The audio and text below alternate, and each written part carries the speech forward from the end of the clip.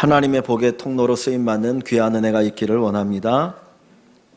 하나님은 복을 주시는 분이십니다. 하나님은 우리에게 복 주기를 원하시고 또 우리에게 때를 따라 필요한 복을 공급하여 주십니다. 하나님이 복을 준다라고 하는 이 말을 조금 바꾸면 은혜라고 하는 말로 표현할 수 있어요. 우리가 하나님께 복을 받는다는 얘기는 하나님의 은혜를 입었다, 하나님의 은혜를 입었다는 얘기죠. 인간은 하나님의 복을 받고 살아가는 존재입니다. 하나님의 복을 받아야 살 수 있는 존재가 바로 인간입니다. 하나님이 아담과 하와를 창조하시고 하신 말씀이 생육하고 번성하고 땅에 충만하고 땅을 다스리고 정복하라고 이야기하셔요. 하나님께서 우리 인간을 이 땅에 창조하시고 생육, 번성, 땅의 충만, 그리고 땅을 다스리고 정복하는 것을 사명으로 우리에게 주셨습니다. 어떻게 보면 복이죠. 근데 그 앞에 어떤 조건이 있냐면 하나님이 남자와 여자에게 복을 주시며 이르시되, 복을 주시며 이르시되 생육하고 번성하고 충만하고 땅을 정복하고 다스리라. 즉 다시 말하면 하나님 복을 받지 못하면 생육하고 번성하고 땅에 충만하고 땅을 다스릴 수 없다라는 거예요. 하나님께 복을 받아야 생육하고 번성하고 땅에 충만하며 살아갈 수가 있는 것입니다. 오늘 우리가 살고 있는 이 시대를 보면 거꾸로 가고 있지 않습니까? 생육하고 번성해야 되는데 젊은 사람들이 살기가 힘들다라고 결혼도 안 하고 자식도 안 낳겠다라고 이야기하잖아요. 왜 그렇습니까? 어떻게 보면 하나님의 복을 잃어버리고 살아가는 이 시대라고 생각합니다. 물질적으로 과거보다 풍요로운데 오히려 그 물질의 노예가 되어서 살기 어려운데 어떻게 자식을 낳을 수 있겠어? 어떻게 결혼할 수 있겠어? 그래서 혼자 살아가는 사람들이 많아지는 이 시대를 보면 정말 하나님의 복을 받아야 된다, 하나님의 복을 받아야 된다라고 하는 것을 생각하게 되어집니다. 사람은 하나님의 복을 받아야 사람답게 살아갈 수가 있습니다. 하나님의 복을 받아야 사람답게 살아갈 수 있습니다. 우리 온 교회 성도들이, 온 세상이 하나님의 복을 받고 정말 사람답게 살아가는 이 세상이 되기를 주님의 이름으로 간절히 축원합니다. 오늘 본문에 보면 하나님께서 이 아브라함을 찾아오셔서 아브라함에게 복을 주시는 내용으로 시작합니다. 1절에 보면 여호와께서 아브라함에게 이르시되 말씀하시고 2절에 내가 너로 큰 민족을 이루고 내게 복을 주어 내 이름을 창대하게 하리니 너는 복이 될지라. 너를 축복하는 자에게는 내가 복을 내리고 너를 저주하는 자에게는 내가 저주하리니 땅의 모든 족속이 너로 말미암아 복을 얻을 것이라 하신지라. 여기 2절과 3절 짧은 구절인데 여기 보면 복이라고 하는 단어가 5번 기록되어 있어요. 아주 짧은 구절에 복이라는 단어가 5번 기록되어 있는 것은 이 구절이 하나님께서 우리에게 복 주심을, 특별히 아브라함에게 복 주심을 약속하고 있는 구절이라는 거죠.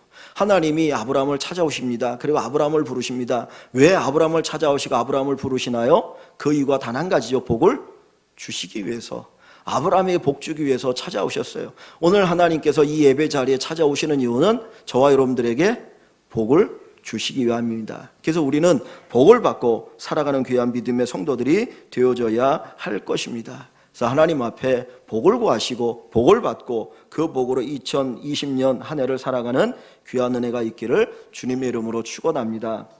시편 127편 1절에 보면 하나님이 복 주시지 않으면 우리의 수고가 헛되다 그랬어요. 여러분들이 열심히 애를 쓰고 수고하고 살아도 하나님 우리에게 복을 주시지 않으면 우리의 수고가 헛돼요. 그런데 하나님 우리에게 복을 주시면 우리가 수고한 대로 먹고 마시고 누리며 살아가게 됩니다. 그러니까 우리의 수고만 갖고 되는 게 아니죠. 세상 하나님의 복 주심을 때로는 뭐라고 말합니까? 운이라고 이야기하죠. 운. 그래서 어떤 분들은 어떤 일에 운이 90%고 자기의 노력은 10%다라고 이야기를 하기도 하더라고요. 근데 그 이야기는 뭐냐면 정말 하나님이 복을 주지 않으면 인간이 애를 쓰고 수고해도 헛되구나 하는 것들을 고백하는 것입니다. 우리 믿음의 사람들에게는 하나님의 복이 필요하다, 하나님이 복 주셔야 한다, 이 고백을 가지고 살아가는 거죠. 솔로몬은 부귀영화를 누리지 않았습니까? 솔로몬만큼 부귀영화를 누리고 산 사람이 어디 있습니까? 자기가 눈으로 보는 것을 금하지 않았다, 자기가 하고 싶은 거 다 하고 살았다는 것이 솔로몬의 이야기거든요. 근데 그 솔로몬이 뭐라고 말합니까? 헛되니 모든 것이 바람을 잡는 것과 같다. 여러분 바람을 잡을 수가 있습니까? 잡으려고 하고 손을 펴보면 없거든요. 그 이야기 뭐냐면 하나님의 복을 받지 않으니까 내가 부귀영화를 누려도 내 인생의 진정한 만족도, 행복도 없다라고 하는 것입니다. 하나님이 우리에게 복을 주셔야 내가 무엇을 먹든지 마시든지 누리든지 그것이 우리에게 정말 행복이 되어져요. 그런데 복이 없으면 아무리 진미성찬을 먹어도 맛이 없고 행복하지가 않습니다. 하나님이 여러분에게 주시는 귀한 축복이 있기를 주의 이름으로 다시 한번 간절히 축원합니다. 여기 2절과 3절에 보면 하나님이 아브라함에게 주시는 복이 기록되어 있는데 7가지를 이야기합니다. 2절부터 보면 내가 너로 큰 민족을 이루고 첫 번째, 두 번째가 내게 복을 주어 세 번째가 내 이름으로 창대하게 하리니 네 번째 너는 복이 될지라 다섯 번째 너를 축복하는 자에게는 내가 복을 내리고 여섯 번째 너를 저주하는 자에게는 내가 저주하리니 일곱 번째 땅의 모든 족속이 너로 말미암아 복을 얻을 것이라. 이것이 하나님이 아브라함에게 약속하신 7가지의 복입니다. 하나님께서 아브라함에게 복을 약속하실 뿐만 아니라 결국은 이 복이 그대로 성취되어지죠. 조금 시간이 흘러서 약 400년이 지난 후에 이 하나님께서 큰 민족을 이루시겠다고 했던 것처럼 이 아브라함의 후손은 200만이 넘는 큰 민족을 이루게 됩니다. 그리고 그 가나안 땅, 그것을 약속의 땅으로 받아서 거기에서 하나님의 은혜를 누리며 살아가게 되는 것입니다. 하나님의 복의 약속은 반드시 성취됩니다. 저와 여러분들이 성경 말씀을 통해서 하나님의 복의 약속을 붙들고 그것을 놓고 기도하며 살아가면 하나님이 어느 순간 그 복을 이루어 나가시는 것을 보고 경험하게 되어질 줄 믿습니다. 여러분들이 복받는 인생이 되기를 바랍니다. 하나님의 복이 여러분과 함께 하시고 그 복을 누리고 그 복에 대한 놀라운 고백이 있기를 간절히 소원합니다. 근데 하나님께서 이 아브라함에게 복을 약속하실 때 그 1절에 보면 이런 말씀을 먼저 하셔요. 여호와께서 아브라함에게 이르시되 너는 너의 고향과 친척과 아버지의 집을 떠나 내가 내게 보여줄 땅으로 가라. 여기 보면 2가지를 하나님께서 아브라함에게 명령합니다. 하나는 떠나라는 거예요. 떠나라. 뭘 떠나라고 얘기합니까? 너의 고향과 친척과 아버지의 집을 떠나라. 아브라함이 원래 살던 곳은 어디입니까? 여러분들이 아신 것처럼 아브라함은 어디에 살았죠? 갈대아 우르에 살았어요. 갈대아 우르. 거기는 문명의 도시입니다. 모든 것이 풍요로운 곳이에요. 그런데 문제가 있는데 그것은 풍요로운 곳이지만 거기는 하나님을 모르는 사람들로 가득했습니다. 하나님이 갈대아 우르를 떠나라, 너의 고향을 떠나라, 너의 친척을 떠나라, 너의 아버지를 떠나라 그랬는데 그러면 우리가 예수를 믿고 복 받으려면 우리 부모를 떠나야 되는가? 부모를 다 떠나서 가야지 우리가 복을 받는다, 그 얘기를 하나님이 하시는 게 아니지요. 왜냐하면 내 부모를 공경하라 그러셨잖아요. 그러니까 여기에서 내 부모를 아버지를 떠나라고 하는 것은 내 부모를 떠나라고 하는 그 이야기를 하는 게 아니고 여호수아 24장 마지막 장에 보면 여호수아가 유언을 하면서 이렇게 얘기합니다. 너희 조상 아브라함이 강 건너편에서 우상을 섬겼다라는 거예요. 그 아브라함의 아버지 데라의 직업이 뭐라고 얘기합니까? 우상을 만드는 사람이었어요. 우상을 만들어 파는 사람이었어요. 그러면 그 아브라함도 결국은 뭐 했던 사람일까요? 우상을 만들고 우상을 팔고 우상을 섬겼던 사람이죠. 그런데 하나님이 그 아브라함을 부르셔서 복 있는 사람으로 만드시거든요. 그래서 하나님께서 먼저 뭐를 떠나라는 거예요? 우상 숭배를 떠나라. 믿음에 유익이 되지 않는 것을 떠나갈 때에 하나님의 복이 우리에게 임합니다. 내가 불순종의 자리, 믿음의 손해가 되는 그 자리에 머물고 있으면서 하나님의 복을 받을 수가 없다라는 거예요. 그래서 하나님은 먼저 아브라함에게 너의 신앙의 손해가 되어지고 하나님을 섬기는 것을 방해하는 그 자리에 있다면 거기를 과감하게 떠나라는 거예요. 마치 그것을 떠나는 것이 얼마나 고통스러우냐면 자기 아버지를 떠나는 것 같은 그런 아픔과 고통이 거기에 있어요. 그럼에도 불구하고 결단하고 떠나갈 때 하나님의 복을 받아 누리게 되어집니다. 여러분, 여러분의 신앙에 손해가 되는 게 뭡니까? 여러분의 신앙을 가로막는 게 뭡니까? 나라가 온전히 하나님을 섬기도록 가로막는 것이 무엇입니까? 거기에 그냥 머물러 있지 마시고 과감하게 아브라함이 떠나가는 것처럼 그 자리를 떠나가셔서 하나님의 은혜와 하나님의 복을 받아 누리시기를 주의 이름으로 축원합니다. 떠나야 복이 있습니다. 떠나야 복이 있습니다. 내 믿음의 손해가 되는 그 자리를 떠날 때 하나님의 복이 거기에 임하기 시작하는 것입니다. 두 번째로 하나님께서 이 아브라함이 복을 받을 수 있는 비결을 얘기하는데 그 떠나 어디로 가라고요? 내가 내게 보여줄 땅으로 가라 그랬어요. 내가 너에게 보여줄 땅으로 가라. 여기 보면 보여주는 땅이 아니에요. 아직 아브라함에게 보여주지 않았습니다. 눈에 보이지 않아요. 눈에 보이지 않는데 하나님이 보여주실 그 땅으로 가는 겁니다. 그러니까 아브라함이 자기 고향을 떠나갈 때는 내가 어디로 가야 될지 알지 못하는 상황이에요. 다만 뭐를 믿고 가는 겁니까? 복을 주시겠다가 약속하신 그 하나님을 믿고 하나님이 보여주실 그 땅을 향해서 나가는 것이고 거기에서 하나님 복을 받는 것입니다. 복은 믿음을 통해서 옵니다. 복은 믿음을 통해서 옵니다. 하나님은 내 눈에 보이는 걸 통해서 우리에게 복을 주시는 것이 아닙니다. 어떤 가능성이 있기 때문에 그 가능성으로 복을 받는 것이 아니라 하나님에 대한 믿음을 통해서 복 주시는 그 하나님을 통해서 우리가 복을 받아 누리며 살아가는 것입니다. 이스라엘 백성들이 애굽에서 나와서 가나안을 향해 갈 때에 모세가 12명의 정탐꾼을 보냅니다. 도대체 가나안 땅이 어떤지 한번 정탐하고 와라. 그래서 12명이 그 가나안 땅을 40일을 정탐하고 돌아와서 보고를 합니다.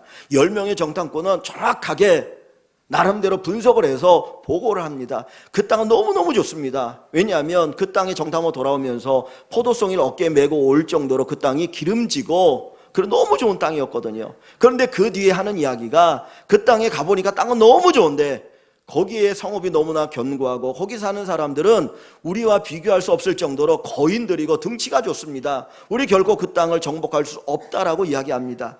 그들이 얘기하는 건 뭐예요? 눈으로 본 것만 이야기하는 거예요. 내 눈에 보인 것만 가지고 얘기하는 거예요. 그것을 가지고 그 땅에 들어갈 수 없다라고 이야기합니다. 반면에 여호수아 갈렙 두 사람은 단순히 그 현상을 얘기하지 않고 분명히 그 땅이 거기에 사는 사람들이 그렇게 크고 거인들이고 성읍이 견고합니다. 그러나 우리에게는 하나님이 계셔서 하나님 우리와 함께 하시면 그들은 우리의 밥입니다.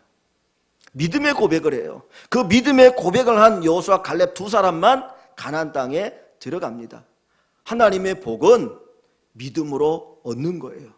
믿음으로 받는 거예요. 그래서 예수님이 이 땅에 계시면서 수없이 많은 병자들을 고칠 때 그들에게 하신 말씀이 뭡니까? 내 믿음이 크도다. 내 믿음대로 될지어다. 믿음대로 된다. 믿음대로 된다라고 이야기를 하고 계셔요. 하나님 예수님께서 그 나사렛 동네에 자기가 오랫동안 사셨던 그곳이지만 거기에서는 거의 기적을 행하지 않으셨어요. 왜 그래요? 그들에게는 예수님에 대한 불신이 있었어요. 불신. 그러니까 믿음이 없는 곳에 하나님의 역사는 일어나기가 어려워요. 믿음으로 나가면 이 아브라함이 믿음으로 주님을 의지하고 걸음을 옮길 때 주님이 그와 함께 하셨고 그에게 은혜를 주셨고 그에게 복을 주십니다. 2020년도 우리 앞에 보이는 게 뭐가 있습니까? 아무것도 없어요. 우리는 내일 무슨 일이 일어날지 모릅니다. 당장 5분 10분 후에 무슨 일이 일어날지 모릅니다. 이런 세상 속에서 우리가 복받는 인생을 살아가는 비결은 하나님을 의지하고 하나님 믿고 나가는 것입니다. 아브라함이 어디로 가야 할지 모르지만 하나님 믿고 하나님 의지하고 한 걸음 한 걸음 옮기는 것처럼 저와 여러분들이 2020년도 믿음의 발걸음을 옮길 때에 하나님께서 주시는 놀라운 축복을 경험하게 되어질 줄 믿습니다. 믿음의 발걸음 속에 하나님의 복을 경험하기를 소원합니다. 그래서 그런데 오늘 본문에 보면 읽지 않았지만 이 아브라함이 하나님의 부름을 받을 때 그의 나이가 몇 세라고 이야기합니까? 그 4절에 보면 이 아브라함이 여호와의 말씀을 따라갔고 말씀대로 이제 발걸음을 옮기죠. 롯도 그의 조카 롯도 그와 함께 갔으며 아브라함이 하란을 떠날 때 75세였더라. 이 아브라함이 하나님의 부름을 받을 때 그 나이가 몇 세입니까? 75세예요. 75세. 이 아브라함이 몇 세 죽나요? 175세에 죽죠. 사라는 뭐 훨씬 더 일찍 세상을 떠났습니다. 그러니까 성경이 175세에 죽었으니까 하나님께 부름받고 나서 100년을 더 살았구나 하는 것은 알지만 사실 아브라함은 장수한 거거든요. 장수한 건데 75세면 이미 사실 나이가 많은 나이예요. 그래서 조금 지나면 자식을 낳을 수 없는 그런 나이입니다. 그런데 하나님께서 이 아브라함에게 약속하시고 복을 얘기하는 게 뭡니까? 제일 먼저 이전에 보면 내가 너로 뭐를 이루게 한다고요? 큰 민족을 이루게 하고. 지금 아브라함의 나이가 75세입니다. 그런데 더 문제는 아브라함에게 자식이 있다 없다? 자식이 없어요. 내 나이는 75세요. 내게는 자식이 없고 앞으로도 자식을 낳을 가능성이 없다라는 거예요.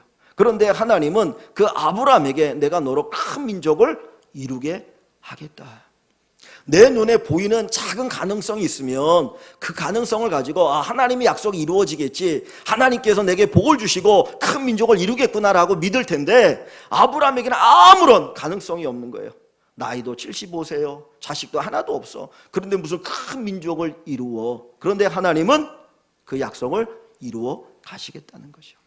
아브라함에게 만약에 조금의 가능성이 있다면 아마 기다렸을 거예요. 왜냐하면 가능성이 있으니까 1%의 가능성이 100%가 되지 않겠느냐. 그리고 기다릴 수 있었을 거거든요. 근데 성경에 보면 아브라함 기다리지 못해요. 그 창세기 15장에 가보니까 자기 조카 롯을 구원한 후에 하는 이야기가 뭐라고 말하냐면, 하나님, 내가 자식 낳는 거 나 원하지도 않습니다. 큰 민족?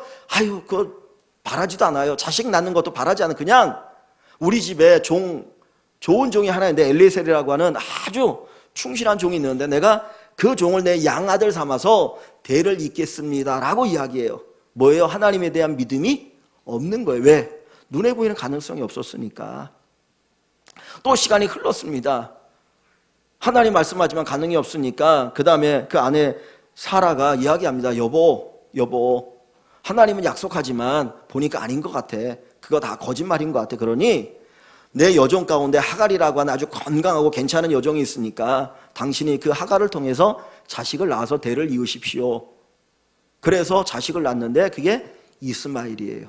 그러니까 이 아브라함이 조금만 가능성이 있었다면 아마 기다렸을 겁니다. 근데 자기 눈에 가능성이 보이지 않는 거예요. 그러니까 가능성이 안 보이니까 하나님에 대한 온전한 믿음을 갖지 못했던 것이죠. 하나님의 약속은 내 눈앞에 가능성이 보이기 때문에 그 약속을 주시는 게 아니에요.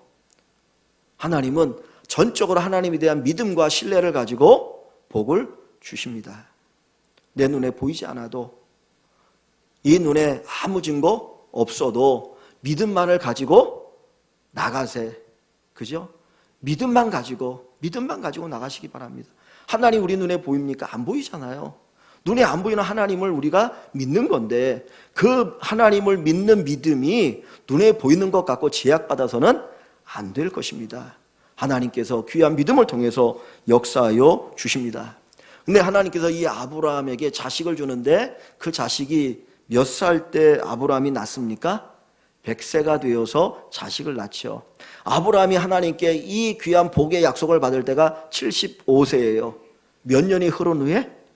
25년이 흐른 후에. 아브라함도 완전히 자식을 낳을 가능성을 다 상실했습니다. 누가 봐도 저 아브라함은 자식을 낳을 수가 없다. 그 안에 사례가 90세가 되어서 그 안에 사례도 오히려 자식을 낳을 가능성이 더 없어졌어요. 그때에 가서야 하나님께서 그에게 아들을 주십니다. 뭘 우리에게 가르쳐 줍니까?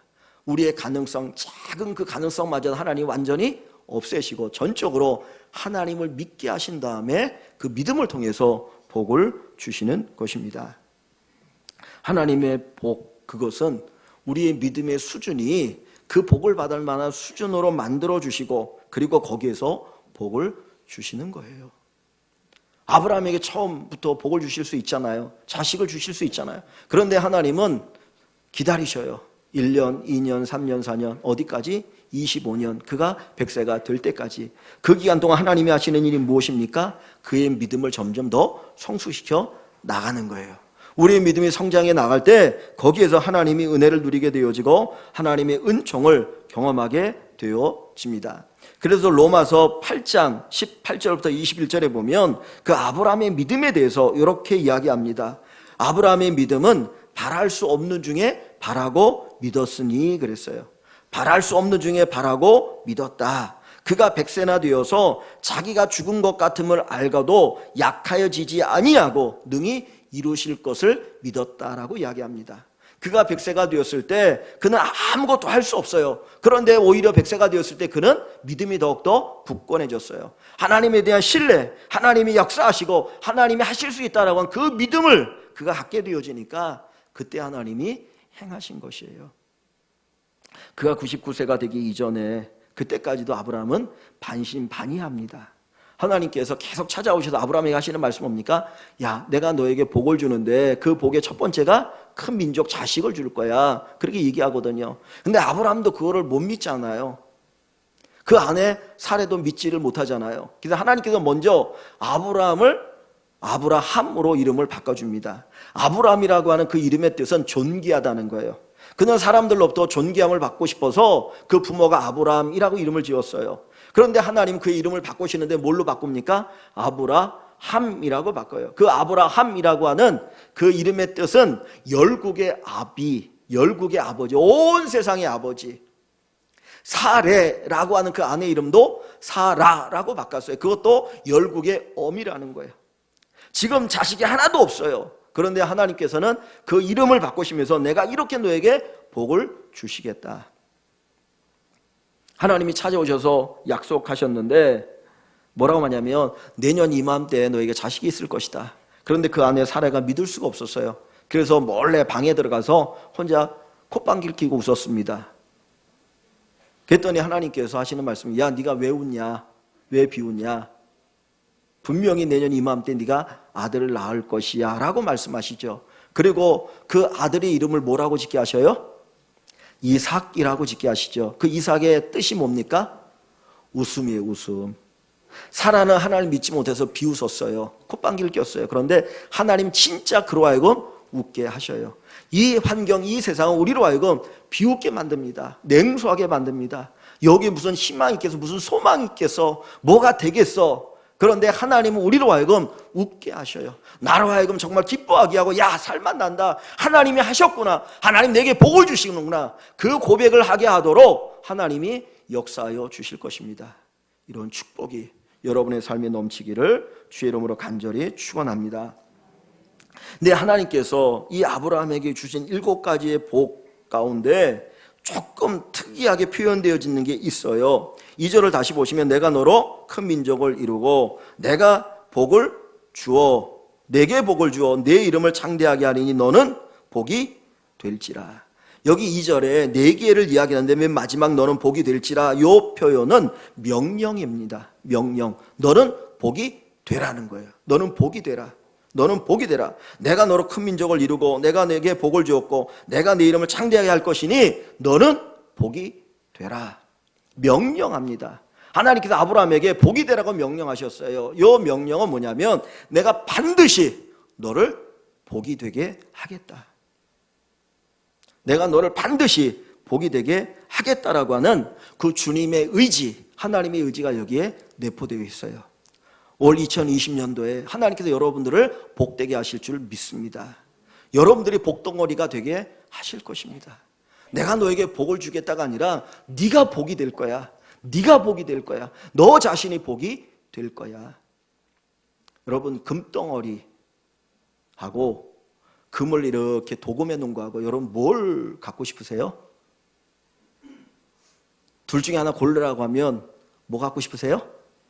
금덩어리 갖고 싶으죠. 그죠? 금덩어리. 속까지 금이야죠. 겉에만 금 칠해 놓은 거 말고 속까지 금덩어리인 거. 하나님이 우리에게 주시겠다는 게 뭐냐면 그냥 이렇게 복을만 이렇게 칠해 놓은 게 아니고 너 자신을 복덩어리 만드시겠다는 거예요.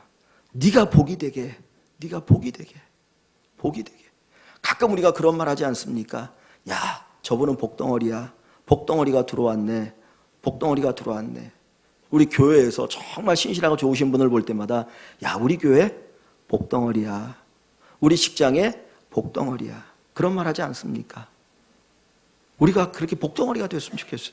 하나님이 여러분을 그렇게 만드실 거예요. 여러분이 있는 곳에 여러분이 복덩어리가 되시기를 축원합니다. 사람들이 여러분을 보면서 야, 정말 우리 권사님, 우리 집사님 복덩어리시네. 복덩어리시네. 저분 때문에 우리가 돼.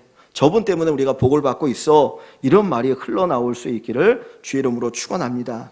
여기 3절 말씀에 보면 그걸 조금 다르게 표현했어요. 어떻게 표현하냐면 너를 축복하는 자에게는 내가 복을 내리고 너를 저주하는 자에게는 내가 저주하리니 땅의 모든 족속이 너로 말미암아 복을 얻을 것이라.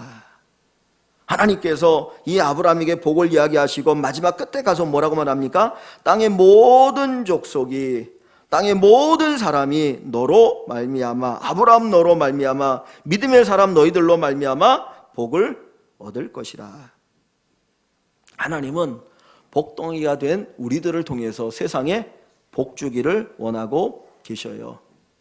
요셉이 형들의 미움을 받아서 애굽의 노예로 팔려갔지만 그가 보디발의 집에서 노예 생활을 할 때에 하나님 그 아브라함 때문에 그 집에 복을 주시잖아요.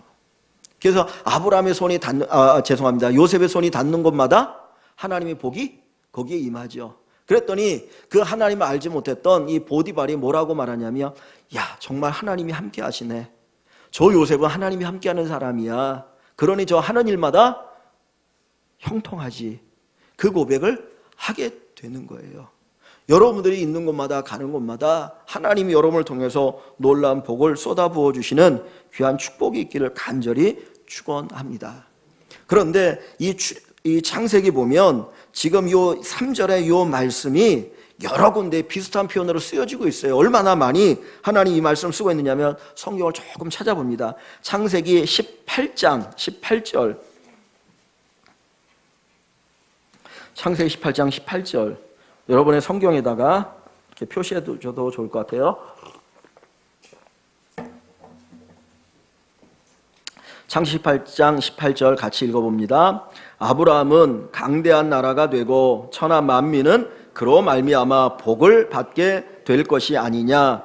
아브라함은 강대한 나라가 되고 천하 만민은 아브라함으로 말미암아 복을 받게 될 것이다. 아브라함을 통해서 천하 만민이 복을 받을 것이다 라고 얘기하죠. 창세기 22장 17절 18절, 창세기 22장 17절 18절, 아브라함이 자기 아들 이삭을 하나님 앞에 제물로 바쳤을 때 하나님이 하신 말씀이에요. 22장 17절 18절 같이 봅니다. 내가 내게 큰 복을 주고 내 씨가 크게 번성하여 하늘의 별과 같고 바닷가의 모래와 같게 하리니 내 씨가 그 대적의 성문을 차지하리라. 또 내 씨로 말미암아 천하 만민이 복을 받으리니 이는 내가 나의 말을 준행하였음이라 하셨다 하니라. 자, 17절에는 하나님께서 민족을 이루게 하시는데 하늘의 별과 같고 바닷가의 모래와 같게 하리니, 하늘의 별, 바닷가의 모래 우리 셀 수 있습니까? 그만큼 큰 민족이 되게 하신다는 거죠. 그리고 18절에 뭐라고 말합니까? 또 내 씨로 아브라함의 후손으로 말미암아 천하 만민이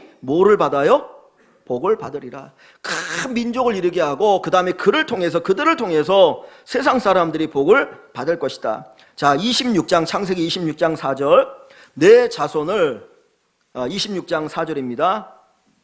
26장 4절 또 봅니다. 이삭이 하신 말씀이에요. 이삭이 어려울 때 하나님이 주신 복의 약속입니다. 내 자손을 하늘의 별과 같이 번성하게 하며 이 모든 땅을 내 자손에게 주리니 내 자손으로 말미암아 천하 만민이 복을 받으리라.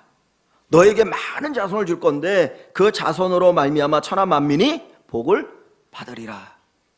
자, 마지막 창세기 28장 14절, 창세기 28장 14절, 야곱에게 주신 말씀입니다. 야곱이 삼촌 라반의 집으로 도망갈 때에 그 베델에서 하나님 주신 말씀이에요. 같이 봅니다. 내 자손이 땅에 티끌같이 되어 내가 서쪽과 동쪽과 북쪽과 남쪽으로 퍼져나갈지며 땅의 모든 족속이 너와 내 자손으로 말미암아 복을 받으리라. 자, 여러분, 이 5구절을 우리가 보았습니다. 여기 보니까 하나님께서 아브라함과 그의 자손을 번성하게 하신다고 약속하시죠. 복을 주신다. 그리고 나서 그 복을 통해서 뭐 하시겠다는 거예요?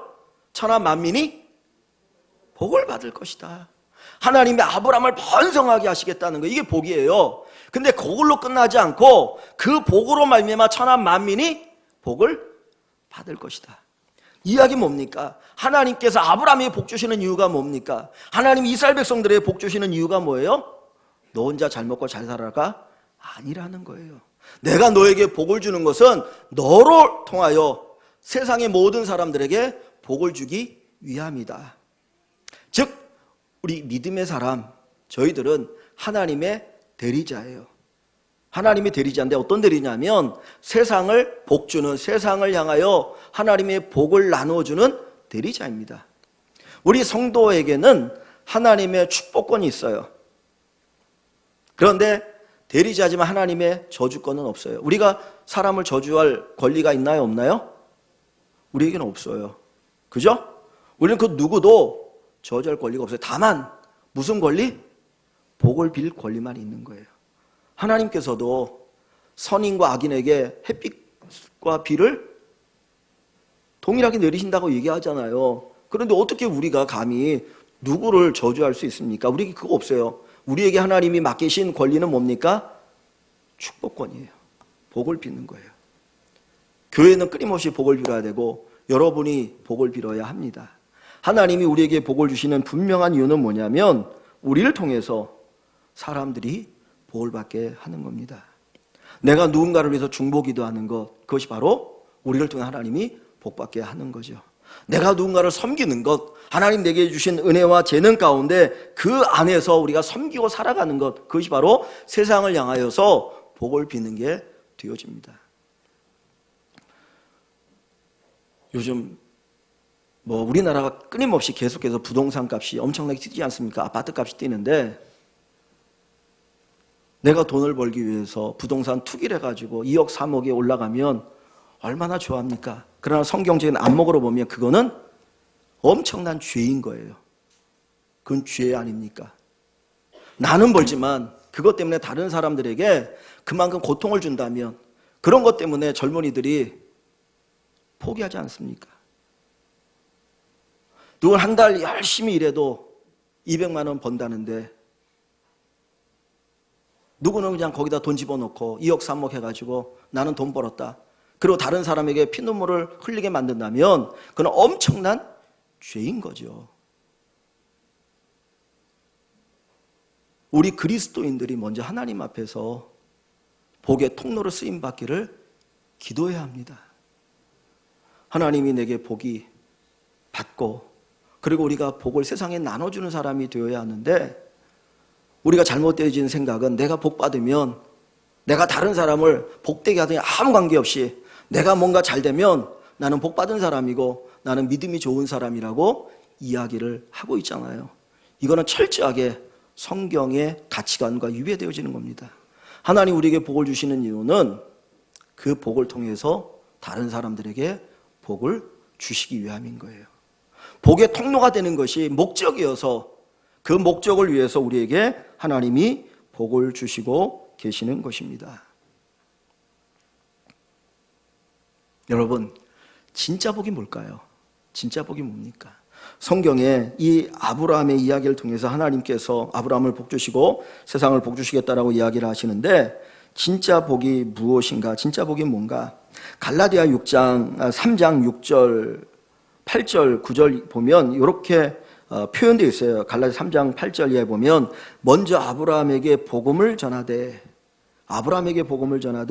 모든 이방인이 너로 말미암아 복을 받으리라 하였느니라. 아브라함에게 복음을 전하셨다 그래요. 그런데 사실 우리가 생각하는 복음을 아브라함이 들었나요? 못 들었나요? 못 들었잖아요. 그죠? 그런데 하나님은 아브라함에게 복음이 전해졌다는 거예요. 요 복음이 뭡니까? 예수에 대한 복음이죠. 그래서 아까 우리가 읽었던 것처럼 아브라함의 자손을 통해서 세상 만민이 복을 받으리라 그랬는데 그 자손은 누구를 가리키냐면 예수 그리스도를 가리킵니다. 자손이라고 할 때 성경에 복수로 쓰이지 않고요. 단수로 쓰였거든요. 그러니까 예수가 복이에요. 복음이 복이에요. 저와 여러분들이 예수를 믿은 것이 복입니다. 예수를 영접한 것이 복입니다. 예수를 믿는 사람이 하나님의 나라를 누리고 살아가는 거 아닙니까? 예수를 믿는 사람이 하나님의 자녀가 되는 것 아닙니까? 자녀의 권세를 누리고 살아가는 거잖아요. 이것 자체가 복이에요. 그리고 하나님은 우리를 통해서 세상에 이 복음, 이 예수가 전해지기를 원하셔요. 그래서 조금 더 정확하게 말하면 저와 여러분들이 복음이 되어서 복음을 보여주는 게 복입니다. 우리가 예수가 되어서 세상 사람들로 하여금 예수님을 보여주는 것이 오늘 본문의 내용입니다. 하나님은 우리에게 복 주기를 원하고 계십니다. 하나님 복을 받아 누리십시오. 그러나 내가 복 받은 것으로 끝나지 마시고 복을 베풀고 나누는 귀한 분들이 되기를 원합니다. 한 가지 예를 들고 마치겠습니다. 여기 아주 강한 자석이 있어요. 자석이 있습니다. 근데 이 자석에 쇳덩어리가 이렇게 달라붙었어요. 너무나 강해요. 그럼 쇳덩어리가 딱 달라붙으면 여기에도 뭐가 생길까요? 이 자석이 엄청나게 강한데 이 쇳덩어리에 딱 자석이 달라붙으면 여기에도 뭐가 생기죠? 자력이 생기죠. 그죠? 원래 이건 자석이 아니에요. 그런데 자석에 딱 달라붙어 있으면 이게 자석의 역할을 해요. 왜냐하면 내 자신에 의해서가 아니라 뭐에 의해서? 이 자석에 의해서. 그죠? 그러면 요 쇳덩어리에 이렇게 자석이 딱 달라붙는 상태에서 요 쇳덩어리에 또 다른 쇠가 붙을까요? 안 붙을까요? 붙어요. 그죠? 붙어요. 하나님께서 우리에게 복을 주신다라고 하는 것은 마치 우리가 자력을 갖는 것과 같아요. 하나님은 복의 자석이셔요. 그래서 먼저 우리에게 복을 딱 주셔요. 그리고 우리를 통해서 또 누구를 복 주길 원하셔요? 다른 사람들에게 복 주길 원하시는 거예요. 그러니까 내가 예수를 잘 믿는다고 하는 것은 결국은 다른 분들이 집사님 때문에, 권사님 때문에, 목사님 때문에 내가 복 받았습니다, 이 이야기가 나와야 예수를 잘 믿는 거예요. 나 혼자 복 받았습니다, 그거는 거짓일 수 있는 거죠. 당신 때문에 내가 복 받았습니다, 당신 때문에 내가 예수를 만났습니다, 이 고백이 있는 2020년 되시기를 주의 이름으로 간절히 축원합니다.